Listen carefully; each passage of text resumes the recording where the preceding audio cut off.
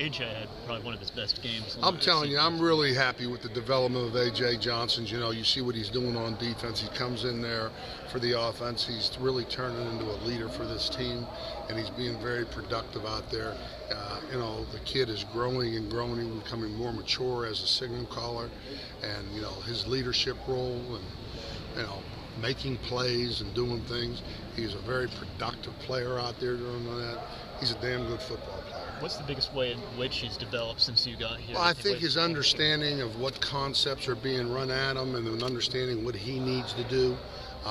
I'm just really pleased with the way he's taken his student process to the game. He's being a student about it. He's studying it. He's applying it. And, you know, he's taking football very, very serious, and that's the nice thing about it. When you look at why it went to... Well, I think like anything else, Florida was giving us a lot of different things, a lot of different looks and all that. And the whole thing about it is you're growing as a defense. You got to understand they're going to come out, and it's just not one person out there that's got to identify a formation or identify a person. You've got 11 eyes out there. They've all got to be looking at people. You know, you got 11 people with all these eyes. They got to be calling things out and communicating stuff. And that's what didn't happen at that time on the field, okay? So we didn't execute that part of it. We didn't do what we had to do there. But the bottom line is this. I really believe this. These guys have gotten better and better. They had a little bit of a setback during the game. They rebounded. They came back the next couple series and got the people off the field. And then we got to finish the way we started.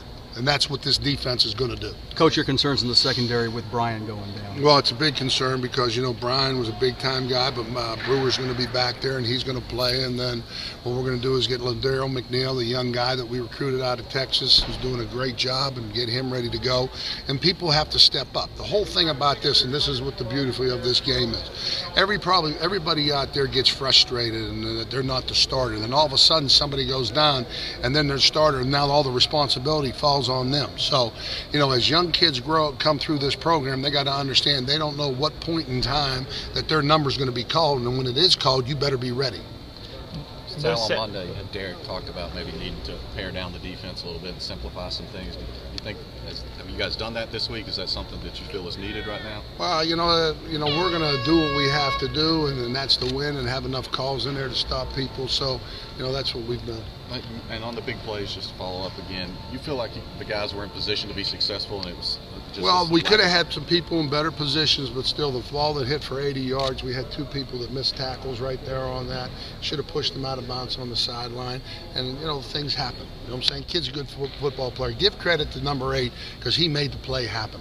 We had people there, and we didn't get them on the ground. How do you feel about the way your pass rush has been? It's not as where I want it to be, and the thing is we got to get better at that. And people are delivering the ball fast, and you got to get your hands up, and we got to have tighter coverage. But we got to get that going too. How much of an this week Akron throws the ball? Akron throws the ball a heck of a lot, and the ball's going to be getting out fast. We're going to have to disrupt their routes and get the quarterback. So it is a concern. They're averaging 88 plays a game.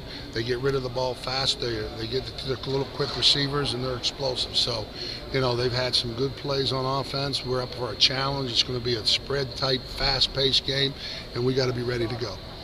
You said, I mean, obviously the sack numbers are down. Do you feel you're bothering quarterbacks at least? I know we're affecting them and all that, but the bottom line is the plays that hurt us in this last game wasn't the pass that hurt us, it was the run. So we got to stop the run and get to the pass. You had the 4 interceptions first game. Right. It's kind of dried up. Can you see, you know, any trend or? No, you know, things are like that happens. Every once in a while you come out there, you'll hit some. I mean, the ball's got to get hit in the air. We got to have people in better position to make plays, and we got to take care of business.